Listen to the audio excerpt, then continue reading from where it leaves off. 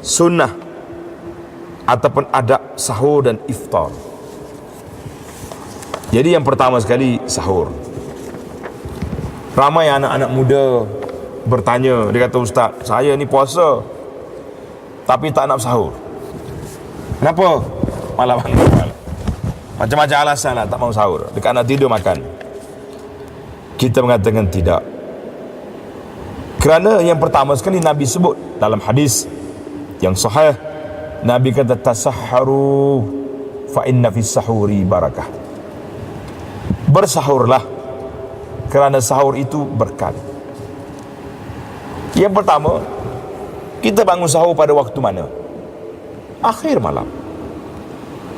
Kita sanggup bangun sebab ada makan kat depan. Tapi janganlah lupa bangun kerana makan.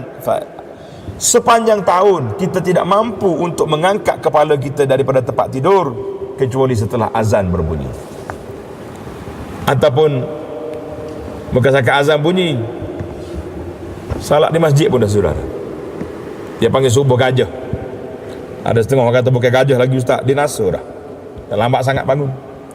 Tapi oleh kerana ada galakan yang besar, kita bangun kerana nak sahur, nak makan, ketika itulah kita ada peluang dalam masa setahun 30 hari yang kita boleh sujud pada Allah Azza wa Jalla di waktu sahur, waktu yang Allah bertanya kepada kita pada waktu itu, hal min mustaghfir, siapa yang sedang beristighfar, siapa yang sedang taib, yang sedang bertaubat, siapa yang sedang minta ampun, semuanya Tuhan bagi pada waktu itu. Ambil walaupun rakaatain, walaupun 2 rakaat, berkat pada kita. Kemudian kita makanlah, makan sikit pun tak apa. Yang kedua, dalam hadis Nabi sebut yang membezakan di antara kita, puasa kita dengan puasa ahlul kitab, Yahudi dengan Nasara, ialah makan sahur. Kalau kita tak sahur, bermakna kita puasa sama dengan Yahudi. Auzubillah, kita tak mau. Kita nak biarlah kita puasa ikut sunnah Nabi sallallahu alaihi wasallam. Dan di antara makanan yang digalakkan supaya kita bersahur itu ialah makan tamar. Makan tamar. Oh, saya tak lalu makanlah. Tak mau. Habis. Ambil 7 biji tamar, bismillah, makan. Minum air, boleh pergi masjid. Cuma disunatkan kita mentakhirkan sahur, melewatkan sahur itu biar dekat dengan nak subuh. Dia tengok dalam ketah ni kata lebih kurang sama dengan kadar waktu seorang itu baca 50 ayat Quran. Kira-kira 10 hingga 20 minit sebelum azan subuh. Itu yang terbaik. Macam mana 10 minit dalam takwim kita dekat Ramadan ni keluarlah, dia panggil imsakiyah, ketah tu. Saya kata saya pun heran lah, buat apa ketah imsakiyah tu? Tak erti sangat ke kita ni jaga waktu subuh ni?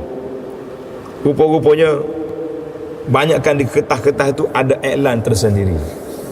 Kalau ketah itu dikeluar oleh kedai perabot, dia akan letak gambar perabot, ingatlah puasa ni nak raya kat depan tu. Itu dia. Kalau yang keluar tu restoran, dia duduk tak gambar restoran dia, makanan sini-sini, buka puasa, buffet, macam-macam ada. Kalau orang politik, keluar juga gambar-gambar politik dia tu. Sekali-sekala kata orang tunjuk muka. Yang sebenarnya kita tidak perlu, sebab dalam takwim kita sudah ada salat subuh pukul berapa. Cuma imsak 10 minit awal sebelum azan itu ibarat kata itu lampu kuning. Lampu kuning, bukan tak boleh makan, boleh lagi, tapi berhati-hati. Lampu kuning, traffic light, boleh pergi tak? Kalau kita pergi JPJ saman tak? Belum saman. Tapi berhati-hati lah. Merah, stop. Sama juga. Jadi oleh kerana kita nak pergi masjid, kita nak ambil wudu, kita nak gosok gigi, jadi 10 minit itu cukup lah masa untuk kita persiapkan diri. Tapi kalau masa tu belum makan lagi, boleh makan. Baik, inilah di antara hikmah mengakhirkan sahur. Maknanya kalau seorang itu bangun awal untuk sahur, tentu sekali dia akan kembali tempat tidur. Jadi kalau kita dah tak akhir sahur dekat subuh dah, tak tidur lah. Tidur apa lagi pergi masjid. Jadi ia juga boleh menambahkan kekuatan pada kita. Adab yang kedua, iaitulah adab berbuka puasa. Buka puasa ni lebih semangat daripada sahur. Ke sahur tu semangat, mau lemah nak. Pertama anak-anak kita nak bangun sahur, ya Allahu Akbar. Puas MOU belum tidur, nak makan apa, mak dia tanya interview seorang-seorang, nak sahur dengan apa, nak sahur dengan apa. Sebab waktu nak kejut nanti nak sebut balik menu yang dia nak tadi, nak suruh bangun. Yang kedua, adab yang kedua, menyegerakan berbuka puasa. Masuk je waktu, bismillah, jangan duduk tunggu lagi. Itu sunnah. Dia kata saya warak hari ni, saya nak makan pukul 8 malam, apa tunggu lah. Itu terlebih warak dia panggil. Waraknya ikut sunnah. Yang kedua, berbuka puasa dengan rutab. Rutab tu tamar yang separuh masak tu, yang lembek tu. Itu sedap. Ingat pun sedap dah kan. Jadi tamar beli. Kalau tak ada rutab, kita ambil tamar. Tamar tu buah tamar, buah kurma yang kering, itu nama tamar. Itu ya beza dia. Rutab tu yang lembek, yang sedap lah. Perut kita kan kosong. Bila masuk tamar yang lembek tu, lebih selesa untuk dia menerima yang pertama masuk. Dan kalau tak ada dua-dua ni, minum air. Tak ada kuih ni tak masuk dalam senarai tu. Dalam hadis Nabi kita kalau ada rutab.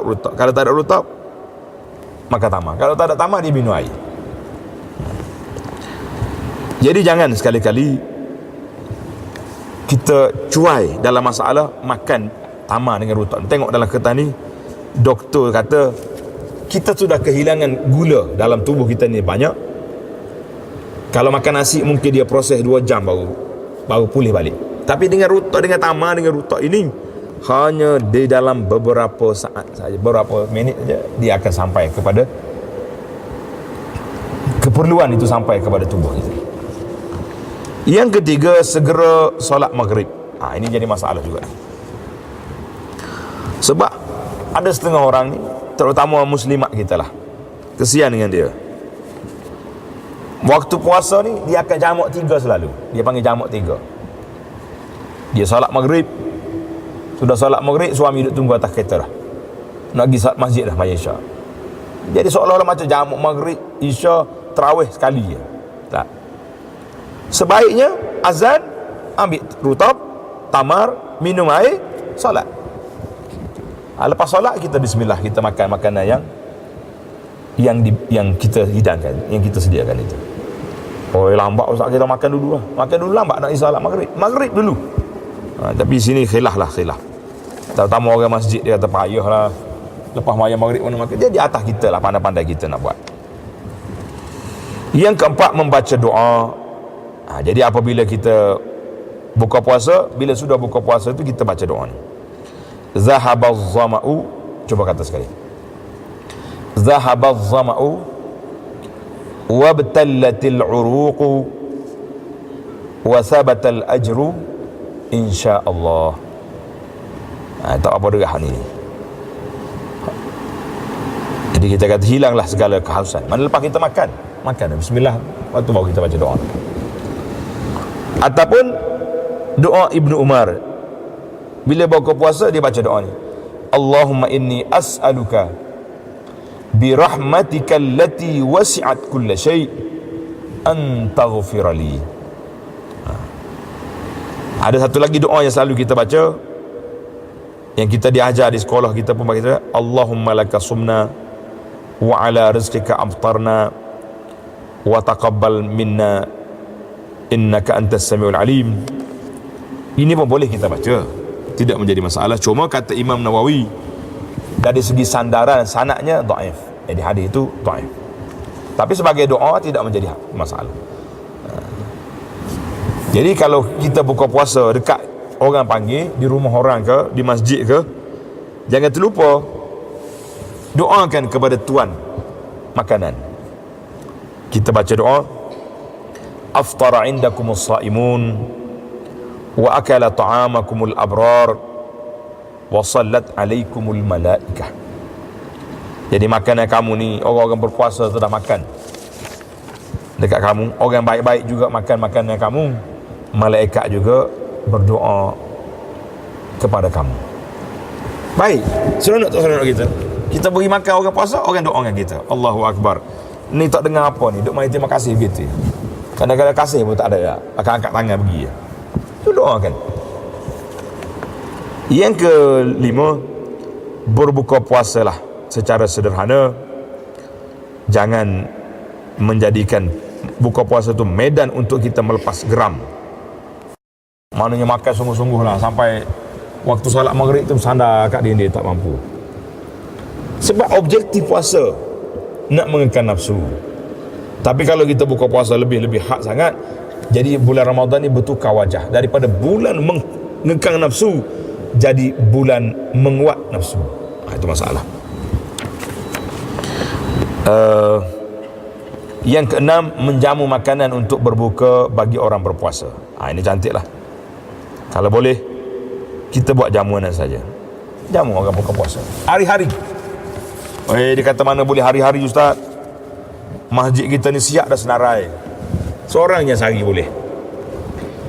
Saya suka bagi pandangan kepada ahli-ahli jemaah dan juga orang masjid bahawa sistem yang kita buat hari ini telah menyempitkan rahmat Allah. Telah menyempitkan rahmat Allah Ta'ala. Sebab bila kita buat senarai, Ramadan ada 30 hari saja. Ahli qaryah kita ada, ahli tak masjid ada, dermawan ada di kampung kita 300 orang ataupun 3,000 orang. Mana kalau kita tak seorang sehari, bermakna hanya 30 orang saja boleh taja buka puasa. Betul tak? Kenapa kita nak bagi 30 orang saja? Kenapa orang lain tak dapat hak? Kerana itulah pandangan saya, sebaiknya tabung iftar dibuka kepada umum tanpa senarai. Letak saya nak bagi 10,000, letak. Fadal. Saya nak bagi RM10, silakan. Ni kalau bagi RM10 tak cukup.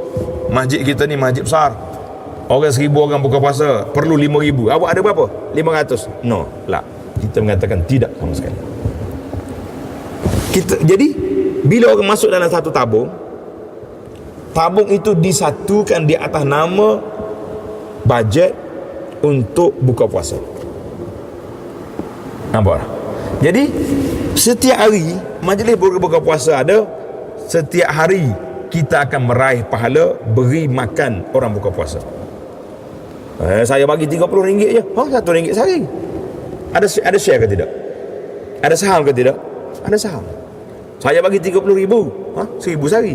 Jadi macam dicatukan.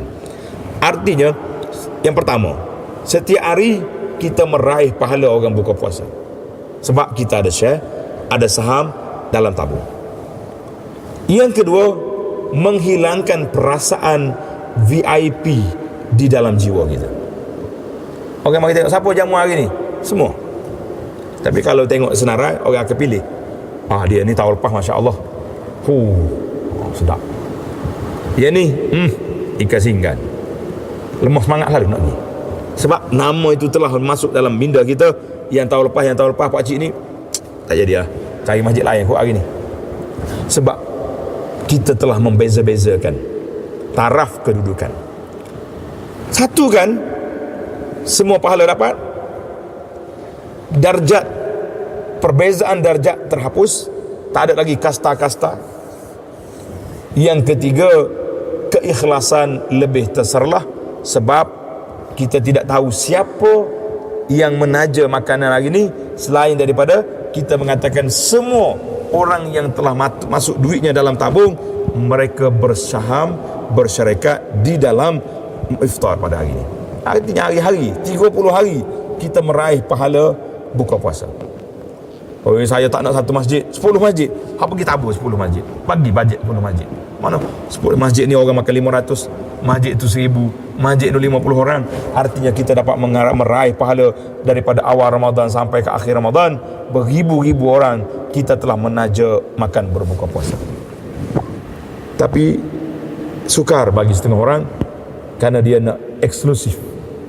Pahala itu untuk saya saja, nama saya disebut, hari ni ditaja oleh fulan. Macam syarikat-syarikat korporat taja, memang syarikat korporat ni dia nak nama. Kita yang ahli korporat ni kenapa nak mencari nama? Kita nak mencari keredaan Allah Azza wa Jalla. Mudah-mudahan kita bertemu dengan Ramadan dalam keadaan hati yang sejahtera. Kita dapat menguruskan Ramadan dalam keadaan suasana yang ceria. Semoga Allah Ta'ala yatasallamhu minni mutaqabbala. Allah terima amal yang baik kita sebagai amalan yang dikabulkan insya-Allah. Aqulu qawli hadza wassalamu alaikum warahmatullahi wabarakatuh.